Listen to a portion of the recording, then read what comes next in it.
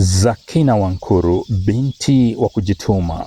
Fahari ya kuzaa mwana ni mwana akufaaye siku zako za usoni, azibe pengo katika kazi na mahitaji ya familia.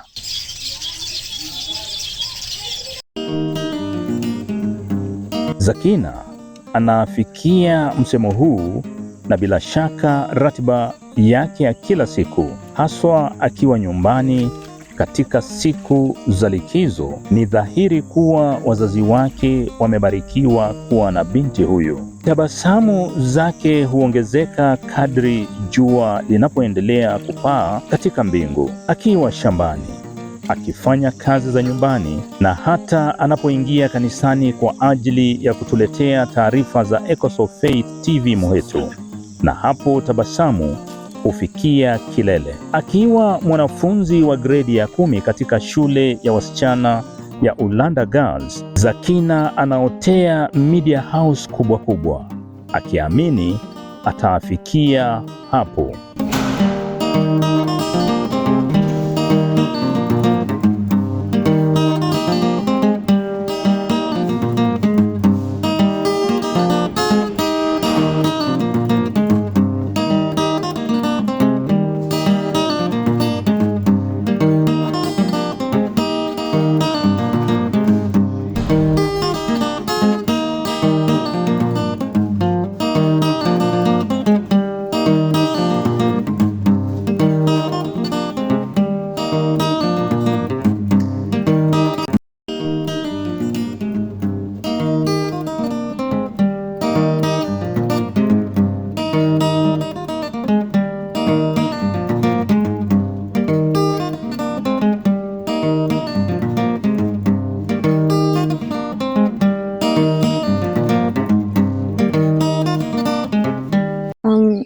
Habari zenu, kwa majina ni Zakina Wankuru na najaribu kumsaidia mama yangu kufanya kazi moja mbili ili wakati nitaenda shule aweze kutamani uwepo wangu.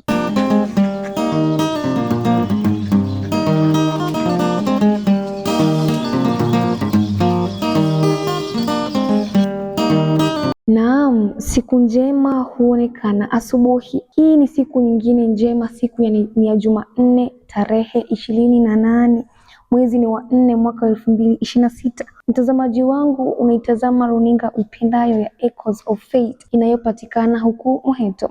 Jina langu ni Zakina Wankuru na leo tumekuandalia taarifa zinazokuhusu wewe pamoja na jamii. Ila kwanza, kabla ya taarifa hizo, tuanze na vidokezo. Ukosefu wa maji na ukame, shule kufunguliwa.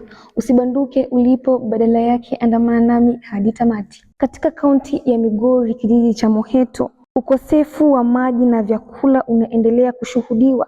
Janga hili huonekana baada tu ya shule kufunguliwa na wanafunzi kuachiliwa kuja nyumbani.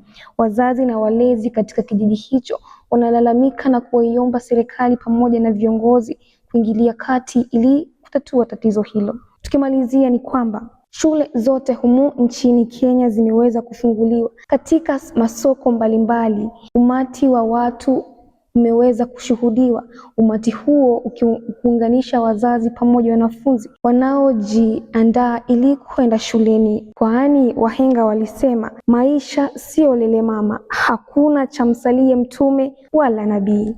Maisha ni kujikaza. Nami naondoka. Jina langu ni Zakina Wankuru, hadi wakati mwingine, kwaheri.